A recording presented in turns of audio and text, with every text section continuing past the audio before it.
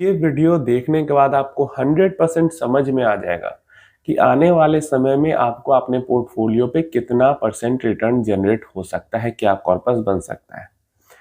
अगर equity portfolio बनाया है तो उम्मीद है मुझे कि 5 साल से ऊपर के लिए ही आपने बनाया होगा। स्मॉल कैप का पोर्टफोलियो बनाया है तो मिनिमम 8-10 ईयर्स से ऊपर के लिए ही बनाया होगा। सिंपल ये हम मान के चलते हैं। अब यहाँ पे हम अक्टूबर 2025 तक का डेटा ले रहे हैं। 2013 अक्टूबर से लेकर 2025 अक्टूबर के बीच का डेटा है। 3 इयर्स, 5 इयर्स, 7 इयर्स का डेटा हम यहाँ पे ज़्यादा यूज़ कर रहे हैं। और जैसे 3 इयर्स का डेटा लिया तो 2022 से 23 अक्टूबर, 2023 से 24 अक्टूबर और 2024 से 25 अक्टूबर, ये 3 साल का डेटा हो गया। समझ गया? तो ऐसे ही 5 साल का हुआ तो वो, 7 साल का हुआ तो वो। अब यहाँ पे हमारे पास कैटेगरी कौन कौन से निकल के आती है? Flexi cap, large cap, mid cap, multi cap, small cap, aggressive, hybrid, balanced advantage and equity savings funds. अब इनका अगर 3 इयर्स का हम रिटर्न देखते हैं, पिछले 3 साल की परफॉर्मेंस मैं बताऊंगा क्या हमें एक्सपेक्टेशन रखनी है। पहले ये देख लो कि परफॉर्मेंस रहा कैसा है। तो ये एवरेज रिटर्न की बात हो रही है, कोई बेस्ट वर्स्ट की नहीं, एवरेज सब मिला के कुल का एवरेज कितना रहा है। फ्लेक्सी कैप का एवरेज रिटर्न 3 साल में रहा है 14% का, 5 सालों में 5 इयर्स में रहा है वहां भी 14% का, 7 इयर्स में रहा है 13% का। तो एक अगर 7 साल के नॉर्मल टाइम पीरियड के लिए या 5 इयर्स के टाइम पीरियड के लिए हम फ्लेक्सी कैप के अंदर इन्वेस्ट करते हैं तो हमें 14% के आसपास, 13 से 14% के आसपास के रिटर्न मिलने की गुंजाइश होती है। समझ रहे हो? 13-14% का ही हमें एक्सपेक्टेशन रखना है और इतना ही हमें आगे मिल भी सकता है। इससे ज़्यादा हमें अगर मिल जाता है कभी कभी, तो वो हम खुशकिस्मत हैं और उसे हमें बोनस की तरह एक्सेप्ट करना चाहिए। फ्लेक्सी कैप कैटेगरी में हमारा टारगेट 13-14% का ही रहना चाहिए। नेक्स्ट हमारे पास लार्ज कैप आ जाता है। अच्छा, ये 3-5-7 साल क्यों इंपॉर्टेंट है? क्योंकि एक तो जिस पॉइंट से हम इनका डेटा देख रहे हैं वो ऐसा पॉइंट है जिससे पीछे पूरा पूरा 13 से 14 महीना जीरो रिटर्न बना है मार्केट के अंदर में, और इसलिए ये पॉइंट काफी ज्यादा इंपॉर्टेंट है। क्योंकि यहाँ से पीछे 1 साल पूरा जीरो रिटर्न बना है, बहुत बुरे फेज से इक्विटी गुजर रहा है इंडियन इक्विटी, उस टाइम पे हम डेटा ये देख रहे हैं। और 2 साल पहले जाते हैं तो पूरा 2022 भी बहुत बुरे फेज से गुजरा था। उससे 2 साल पहले जाते हैं 2020 भी पूरा बुरे फेज से गुजरा था।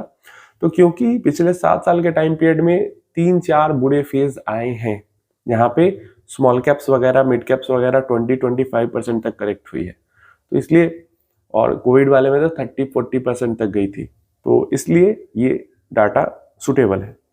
लार्ज कैप के अंदर हम देखते हैं तो हमें 5 ईयर, 3 ईयर, 7 ईयर सारे टाइम पीरियड में ऑलमोस्ट 12% के आसपास से रिटर्न हमें देखने को मिलता है। जब हम लार्ज कैप के अंदर इन्वेस्ट करते हैं तो हमारा जो एक्सपेक्टेशन है वो 12% के पास ही होना चाहिए, क्योंकि देख रहे हैं 3-5-7 हर साल में 12% के पास ही मिल रहा है रिटर्न। अब इसका मतलब ये नहीं है कि आज हमने इन्वेस्ट किया 1 साल बाद 12% ऐड हो जाएगा, फिर 1 साल बाद 12% ऐड, ऐसे नहीं होगा। ये जो 12% है वो भी सीधा नहीं होगा, हो सकता है किसी साल माइनस में रहे, किसी साल 25% मिल जाए, किसी साल जीरो रहे, तो ऐसे करके वॉलेटिलिटी के साथ ही ये भी 12 भी मिलेगा। नेक्स्ट हमारे पास आता है मिड कैप, जहाँ पे 3 इयर्स में 18% का रिटर्न है, 5 ईयर में 17% का रिटर्न है एंड 7 ईयर में 16% का रिटर्न है। समझ में आ रहा है? जैसे समय बढ़ रहा है थोड़े से रिटर्न कम हो रहे हैं। तो यहाँ पे हम एवरेज 16% का एक्सपेक्टेशन लेके इन्वेस्टमेंट कर सकते हैं मिड कैप के अंदर। 16% रख लो, या फिर हम यहाँ पे ये भी एक्सपेक्टेशन रख सकते हैं कि 15% प्लस का रिटर्न जनरेट हो जाएगा।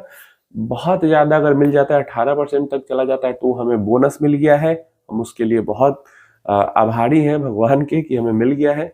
लेकिन अगर हमें 15% भी मिलता है तो हम उसके लिए मतलब खुश है, उससे खुश है, बहुत ज़्यादा दुखी नहीं होना है, ना बहुत ज़्यादा खुश होना है, ना बहुत ज़्यादा दुखी होना है। हमारा 15% प्लस का एक्सपेक्टेशन लेके चलना है।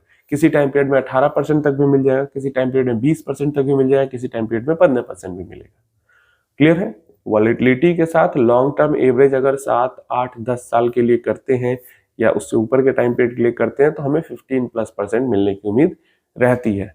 लेकिन वो बढ़ के 18-20% तक भी चली जाती है, मतलब यहाँ पे बोनस जो मिलता है वो काफी ज्यादा मिलता है कभी कभी।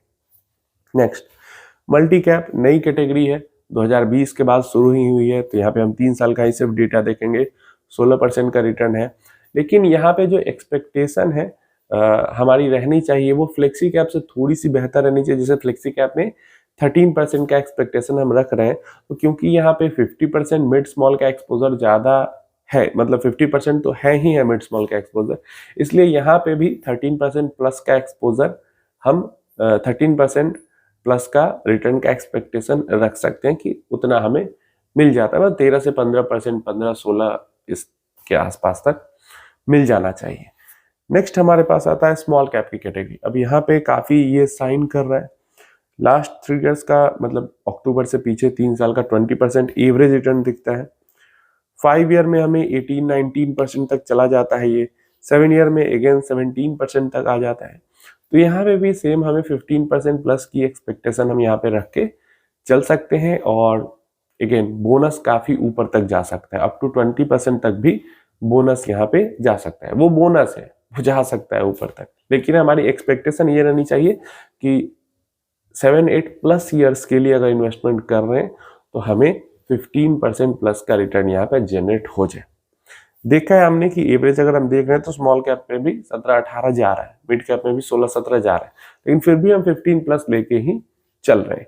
और हमें बिल्कुल ये नहीं सोचना है कि हमारा वाला स्मॉल कैप फंड 17% रिटर्न दे रहा है और वो स्मॉल कैप फंड दूसरा वाला है उसमें 20% रिटर्न दिख रहा है। इसको देखकर फियर ऑफ मिसिंग आउट में नहीं जाना है, क्योंकि हम 15% प्लस की ही एक्सपेक्टेशन के साथ जा रहे हैं। तो हमारा वाला अगर 17 भी दे रहा है, दूसरा 20 भी दे रहा है, तो हमें 2 पॉइंट का बोनस ही मिल रहा है। इस सोच के साथ इन्वेस्टमेंट करेंगे, कभी प्रॉब्लम नहीं होगी, परेशानी नहीं होगी, दुखी नहीं होंगे, दिक्कत नहीं होगा। नेक्स्ट आता है हमारे पास एग्रेसिव हाइब्रिड फंड। 12 तो एग्रेसिव हाइब्रिड फंड के साथ हम 12% के एक्सपेक्टेशन के साथ ही जाएंगे। क्यों?